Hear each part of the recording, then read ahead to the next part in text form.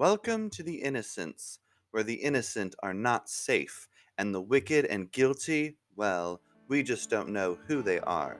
So I guess they're fine and dandy for the time being.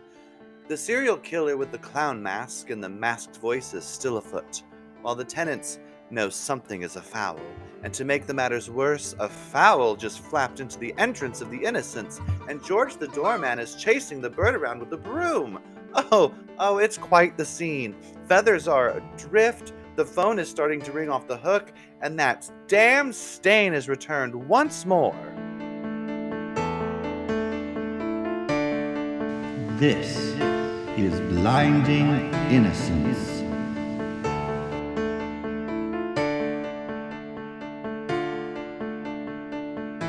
The police shut down the illegal chicken fighting ring months ago. Where did that one chicken come from?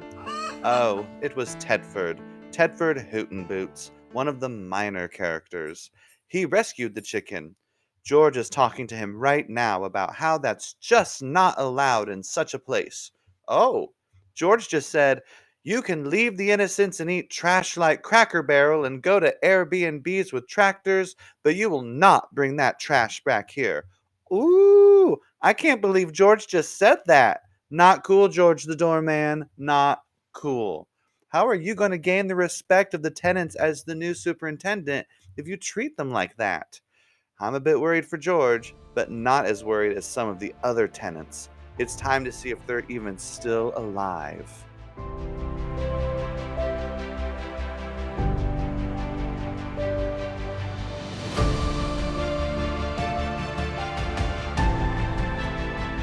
Henrik and Danica were in each other's arms. It was one intense embrace. So intense, Henrik's shirt kept unbuttoning. But Danica's hands were clasping Henrik's firm buttocks. So, if it wasn't her, it must have been a ghost. Another ghost? No, not possible. The producers would only allow one ghost per season, and currently, Daphne is the home to this season's ghost. Oh, wait. Oh, the producers just handed me a note card. Ha ha, it's not a ghost. Henrik's pectoral muscles are just that good. He can unbutton his shirt just by flexing, and his chest hair does all the dirty work. Ew, gross. It says here in the notes that the chest hair will act as fingers. Oh, gross. Danica was shorter than Henrik, and the open shirt exposed mounds of his brown chest hair. They caressed her face like a wall of Brillo pads. Her supple, moisturized skin started to feel the burn. Her morning skincare routine consisted of $500 worth of product. Scratching her face all to hell on Hendrik's chest hair just wasn't going. Oh, thank goodness, she thought. The door. Henrik buttoned up his shirt for their unknown guest. Once all was well, Danica opened the door to see, of all people. Shady business, Danica said. What brings you here? Shady's arms were holding an invisible bundle, and a leash dangled at her feet. Danica's heart began to beat harder, and she could feel her forehead break out in sweat and her back puckered with goose flesh pimples, and she felt the warm sensation of needing to poop. Her conquest, the final piece to her fabulous puzzle, was right there in Shady's arms. Oh, ulcers! Danica cried out, reaching out for the, dog. She winced and pulled back her hand and wrapped both of them together. I don't know if I would do that, Shady said, about to step back. Does ulcers bite? Danica asked. Does ulcers bite? Henrik interrupted. Danica, are you going to invite the woman in? No, no need, Shady Business said, taking another step back.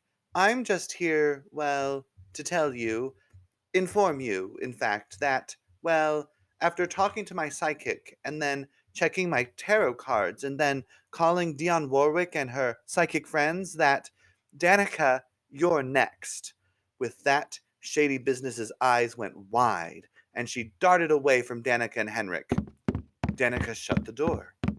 You can't believe her, Henrik said, about to embrace Danica again with his coarse chest hair. She's just the building kook. Danica wasn't so sure. Henrik, Danica said, What if she's right? What if I am next? Before Henrik could embrace her, she looked down at her hands and saw the fresh dog bite and blood oozing from the wound.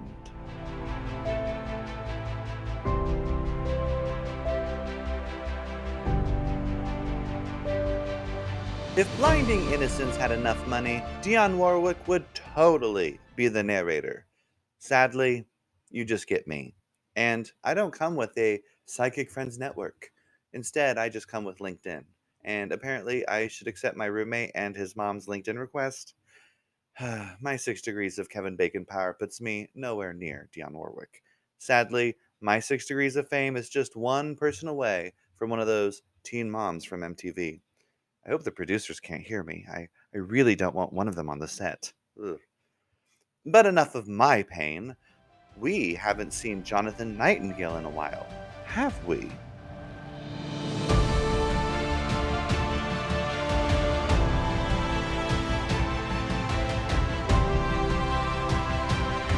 Jonathon Nightingale had just walked back into his unit. He had thrown out the final bag of green emerald earrings down the garbage chute. He whacked off his medical gloves and threw them into the trash. There would be no fingerprints on the black bags that were now nestled with the other bags of garbage. But it didn't matter now. He had given up.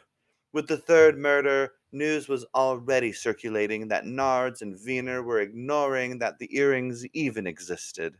He thought about coming clean, letting Nards know what he was up to, but he wanted to see if Betty Lou was okay with that plan, since she was his accomplice. He tried calling and texting Betty Lou, but she didn't pick up. Who knew where she was? She's probably kidnapped again, Jonathan mused. Then, like every scene in this dumb soap opera, there was a knock on the door. The tenants were so polite, weren't they? You would expect at least some of them to just throw open doors with nary a concern and storm into rooms, yelling and pointing fingers. But nope, not at the Innocents. Gentle knocks on gentle doors.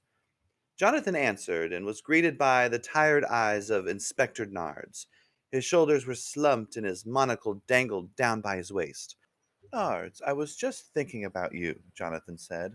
That must be why I just magically appeared right outside your door, Nard said. Really? Jonathan asked. No, you fool, Nard said, pushing Jonathan out of the way and walking in. Jonathan looked out the door to see if anyone was in the hall, but he was safe. I know it was you, Nard said, all gruffly muffly. You can't believe that I'm the serial killer, Jonathan scoffed. He walked over to his coffee table and picked up his glass of scotch, and then he looked at Nards, took a sip, and then scoffed with his scotch. I'm a terrible person, but I don't murder people. Sure, I'd lay them out on train tracks just to let their legs get cut off, but I would rush them to the hospital so they would live another day, but I would never just end someone's life. More scotch, more scoff. We know you're not the serial killer. You may be one cruel son of a bitch, but a killer you are not. Then what do you know? Jonathan said. Scoff, then scotch. The least you can do, before I tell you, is offer me a drink, Nard said, scoffing at Jonathan's scotch. Jonathan walked over to his liquor bar cabinet thing with wheels, scoffed at Nards, and then poured the scotch. Nards scoffed at Jonathan, took the scotch, and took a sip. With grumbles all up in his throat, Nards asked, This is good scotch. What brand is it? Scoff, Jonathan said. Ugh, Nards scoffed. What is this? No, you imbecile, it's called Scoff. Scoff Scotch. I just bought the company a few months ago. I see, Nard said. The reason I'm here is because we know that you and Betty Lou are responsible for the earrings. I should arrest you for impeding the investigation. How did you find out? It was Betty Lou, wasn't it? Her falling that one night in the hallway gave us away. We were able to analyze the sounds from the video surveillance, and we knew it was you, Nard said. Are you here to arrest me? Jonathan asked. As much as I would like to do that, I'm here to ask for your help. We'll drop any charges against you and Betty Lou if you'd be willing to be extra eyes and ears at the Innocents for us. Tell us anything. Hold nothing back. Well, Beverly Cleary really could destroy a toilet. One time, she used the men's restroom by the pool, and it took the custodians a week to get it all cleaned up. I'm actually kind of glad the killer got her, Jonathan said. That's not what I mean, Nard said. I mean suspicious activity from here forward. Pay attention to the comings and goings of people with whom you are not familiar. And the charges? They will be dropped with your cooperation, Nard said. They clinked their glasses of scoff scotch together to seal the deal.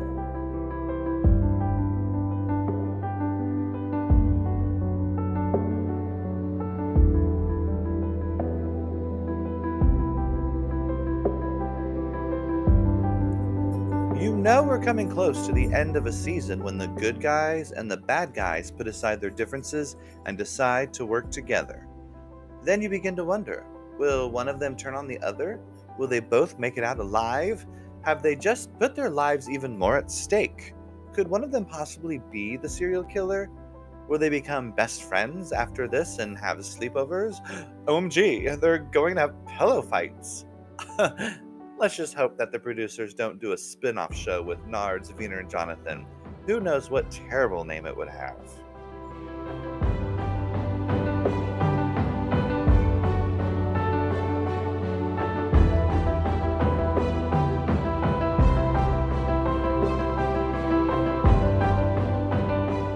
The wedding of Natasha and Jameson was nigh, and although most of the plans were in place, there was one more plan they hadn't put into place yet, and in order to do so, they needed the wedding binder in Daphne's apartment.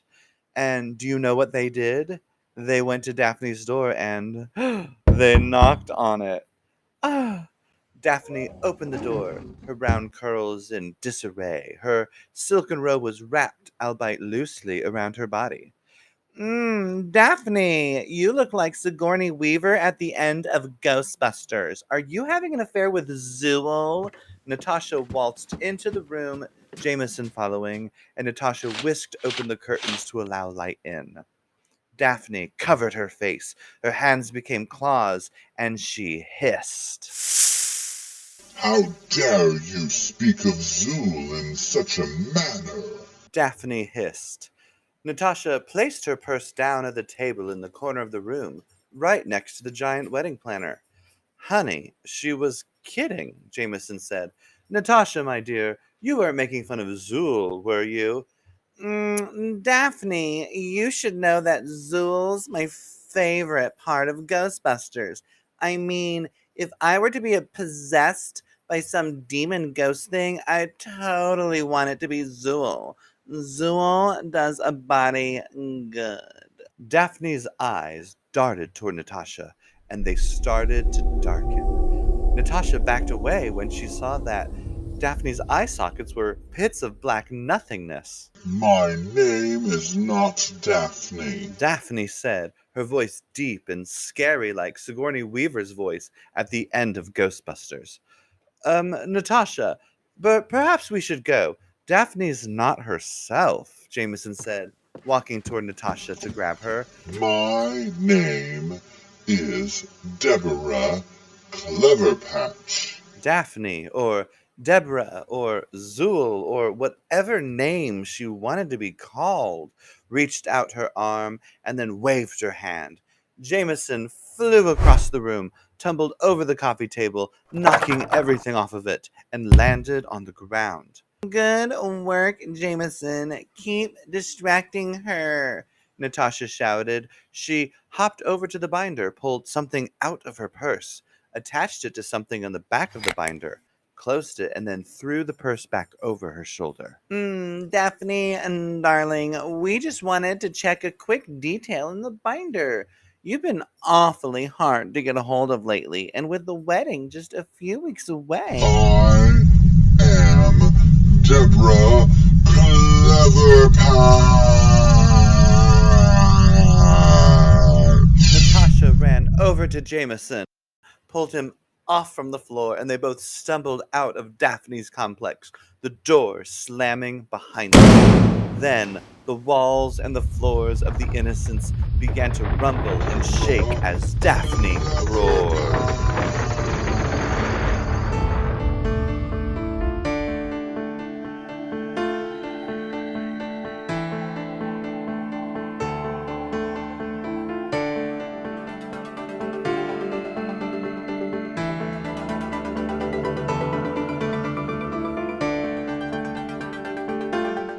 Welcome to the Innocence, where everyone is just dying to live.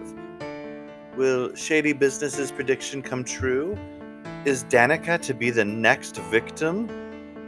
Now that Nards and Jonathon are working together, will they figure out who the killer is? And really, who peed in Deborah Cleverpatch's oatmeal? Tune in next time for Blinding Innocence.